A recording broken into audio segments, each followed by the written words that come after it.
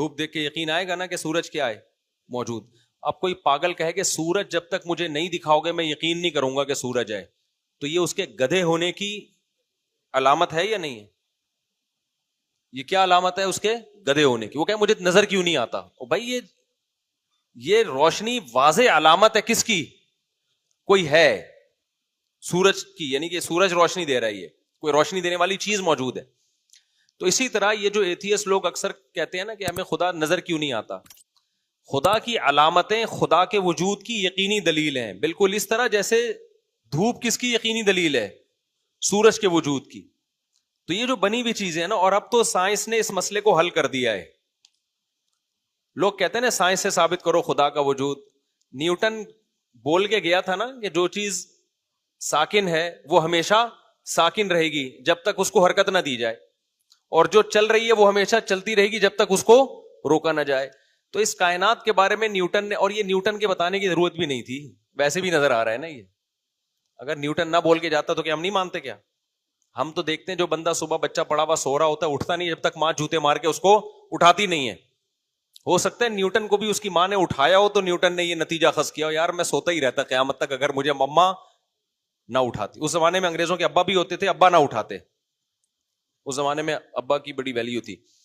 تو اب کیا مسئلہ ہے کہ دیکھو اس کائنات کا ہمیں پتہ چل گیا, یہ ایک کنڈیشن سے دوسری کنڈیشن میں چینج نہیں ہوتی چینجر کے بغیر. تو کریٹر کے بغیر کریٹ کیسے ہو گئی؟ ابے کریشن زیادہ مشکل کام ہے یا چینجنگ زیادہ مشکل کام ہے؟ کریشن مشکل ہے نا. دیکھو موبائل بنا دیا کمپنی نے, اس میں چینجنگ کر دیا چائنا نے, ایک اسکرو یا میکینک کر دیتا ہے نا, جو انجینئر بیٹھے ہوئے ہیں وہ دائیں بائیں چینجنگ کر دیتے ہیں نا. آپ 0 میٹر گاڑی لے کے جاؤ میکینک کے پاس, وہ کچھ نہ کچھ اپنا مسئلہ اس میں کرتا ہے. اب یہ عجیب سی بات ہے کہ آپ یہ کہہ رہے ہو کہ یہ چینج ہوئی ہے گاڑی بغیر چینجر کے, اس کو لوگ نہیں مانیں گے, کہیں گے یار اس میں میکینک نے ہاتھ لگایا تبھی اس میں گڑبڑ ہوئی ہے. اور آپ یہ کہنا شروع کر دو یہ گاڑی ایوالو ہو کے خود بخود بن کے وجود میں آ گئی ہے, یہ ٹائر یہاں لگ گئے, یہ اسٹیئرنگ یہاں لگ گیا. بکواس ہے یار, جھوٹ جھوٹ جھوٹ ہے یہ. تو یقیناً اس گاڑی کو کسی نے بنایا ہے. تو اس پوری کائنات کو ہم دیکھتے ہیں, یہ چینجر کے بغیر چینج نہیں ہو سکتی. تو میرے بھائی کریٹر کے بغیر اس میں کریشن کا عمل کیسے ہو گیا؟ پھر یہ ایک بکواس سا بودا سا سوال ایتھیسٹ لوگ کرتے ہیں کہ پھر خدا کو کس نے بنایا؟ تو بھائی نیوٹن نے جو قانون پیش کیا وہ خدا کے بارے میں نہیں کیا, وہ اس کائنات کے بارے میں کیا ہے. اگر آپ خدا کو ہمیشہ سے نہیں مانتے تو اس کائنات کو ہمیشہ سے ماننا پڑے گا. یہ کائنات کے بارے میں سوال زیادہ مشکل ہے اس کا جواب, کہ جو چینجر کے بغیر چینج نہیں ہو سکتی وہ کریٹر کے بغیر کریٹ کیسے ہوئی؟ کریٹر کو تو ہم جانتے نہیں ہیں, اس کے بارے میں فیصلہ آسان ہے کہ وہ بغیر وہ خود سے ہمیشہ سے ہے, کیونکہ وہ مادی چیز تھوڑی ہے کوئی. وہ یا تو کریٹر کو ہمیشہ سے مانو یا کائنات کو. تو لاجک کی بات کیا ہے بھائی؟ کائنات کو ہمیشہ سے نہیں مانا جا سکتا کیونکہ اس کو تو ہم جانتے ہیں, اس کے اوصاف کو. یہ ہمیشہ سے نہیں ہو سکتی بھائی, یہ نہیں بن سکتی. کریٹر کو تو ہم تھوڑی جانتے ہیں, وہ تو ہماری عقل سے بالا تر ہے. اس میں تو جتنا اس نے اپنے بارے میں ہمیں بتا دیا اتنا ہی جانتے ہیں, اس سے زیادہ نہ جانتے ہیں اور نہ جان سکتے ہیں. تو اس کو کہتے ہیں عقلی دلیل. تو عقلی دلیل سے خدا کا وجود ثابت ہے. جیسے دھوپ دیکھ کر آپ کو سورج کا یقین ہوگا, ایسے ہی اس کائنات کو دیکھ کر کریٹر کا یقین. باقی موت کے بعد زندگی ہے, یہ عقلی دلیل سے ثابت نہیں ہے, نہ ہو سکتی ہے. یہ نقلی دلیل, نقلی کہتے ہیں کوئی سچا آدمی آپ کو آ کے خبر دے دے. تو کریٹر نے خبر دی ہے کہ میں مردوں کو موت کے بعد دوبارہ زندہ کروں گا, اور مستند ذرائع سے وہ خبر ہم تک کریٹر نے پہنچائی ہے, پیغمبروں کے ذریعے, قرآن کے ذریعے. تو ہم اس کی خبر کی وجہ سے مانتے ہیں کہ موت کے بعد زندگی ہے. اگر وہ خبر نہ دیتا تو پھر ہم نہ مانتے, کیونکہ پھر ہمارے پاس کوئی دلیل نہیں تھی. اب یہ جو خبر کے ذریعے ہمیں پتا چلا نا موت کے بعد زندگی ہے, تو خبر بھی ایک مستند دلیل سمجھی جاتی ہے. لوگ ہر چیز میں سائنس کو گھسیڑتے ہیں کہ سائنسدان کہیں کہ موت کے بعد زندگی. بھئی سائنس کا ٹاپک نہیں ہے. دیکھو آپ نے عدالت میں کیس کیا, فلاں نے چوری کی ہے, اور 2 گواہ پیش کر دیے کہ یہ دونوں سچے گواہ ہیں, یہ سچ کہہ رہے ہیں کہ ہم نے چوری کرتے ہوئے دیکھا ہے. عدالت مجرم سے پوچھتی ہے, ہاں بھائی, مجرم کہتا ہے سائنس کے حوالے چاہیے کہ میں چور ہوں, سائنسدان ثابت کریں گے. تو عدالت کہے کہ بھائی یہ 2 بندے جھوٹ نہیں بولتے, سارا محلہ کہہ رہا ہے کہ یہ سچے بندے ہیں, جب یہ گواہی دے رہے ہیں تو ہم اس کی گواہی کو مانیں گے, اس کی بیس پر اس کو پنشمنٹ بھی ہوگی, قتل کر دیا جاتا ہے, قصاص لیا جاتا ہے. تو جو مخبر صادق ہے, سچا خبر دینے والا, اس کی خبر بھی اسی طرح حجت ہوتی ہے جیسے آنکھوں سے دیکھ کے آپ نے کوئی عمل دیکھا ہو.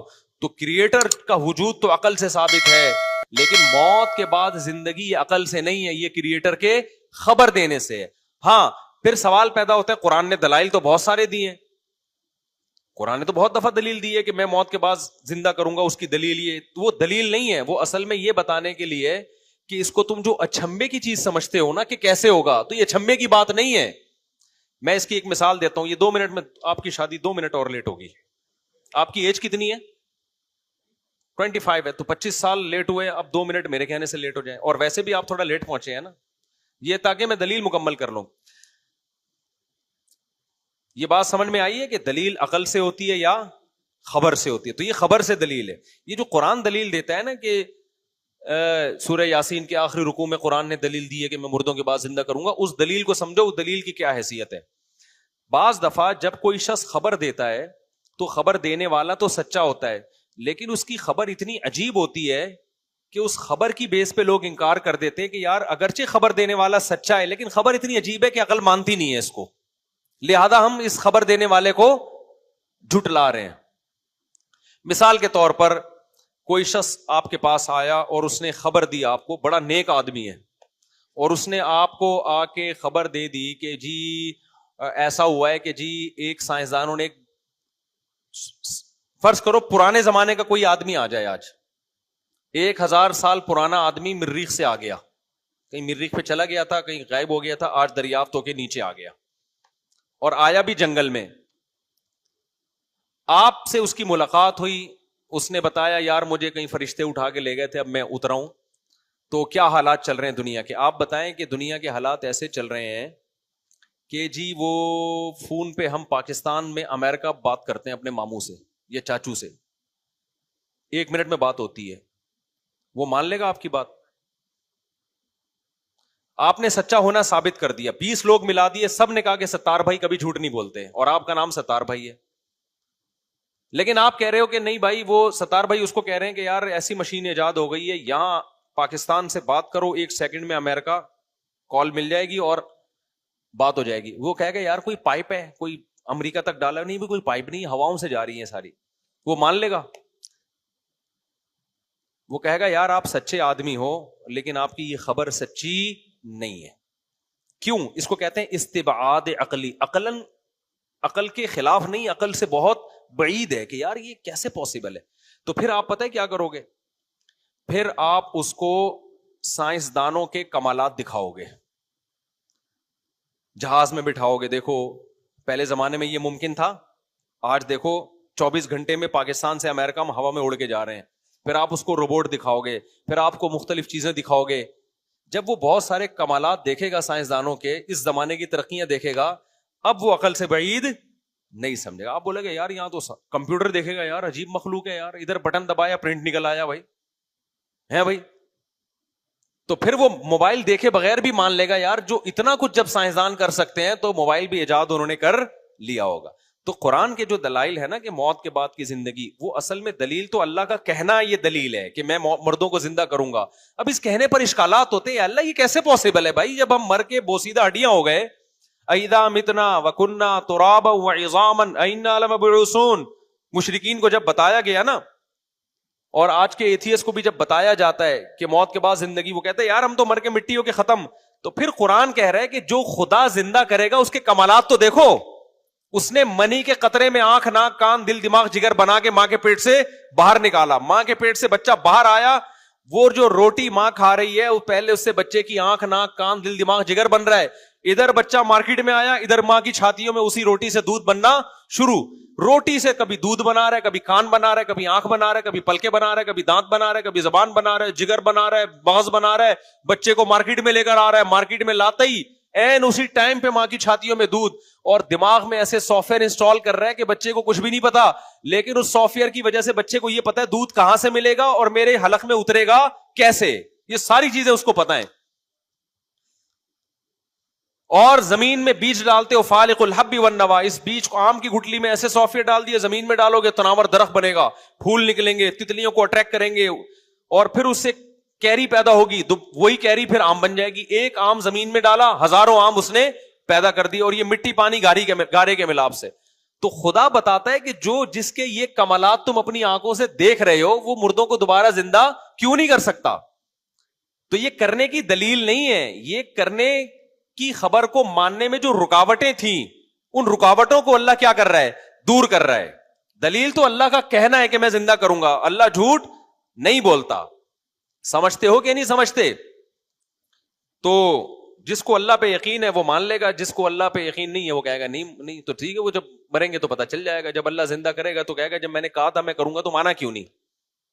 آپ کہیں گے اللہ میں نے تجھے دیکھا نہیں تھا, اللہ کہیں گے تو دھوپ دیکھ کے یقین کر لیتا کہ سورج ہے, اور تیری اماں نے کہہ دیا تیرے ابا ہیں, کوئی ڈی این اے رپورٹ تیرے پاس نہیں تھی, تو نے مان لیا بھائی. تو اتنی ساری خبروں کو تو نے اس لیے مانا کہ وہ خبریں دینے والے برحق لوگ تھے.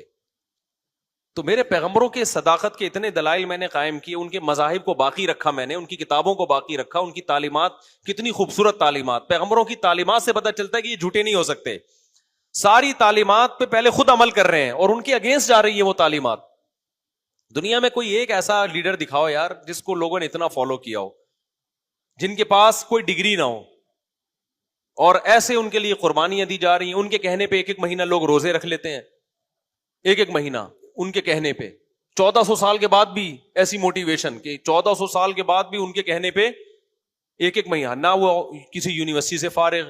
تو بھائی اتنی پاور کسی سچے آدمی کی ہی تحریک میں ہو سکتی ہے, جھوٹوں کی تحریک میں اتنی پاور نہیں ہوتی کہ ان کے کہنے پہ لوگ زنا چھوڑ دیں.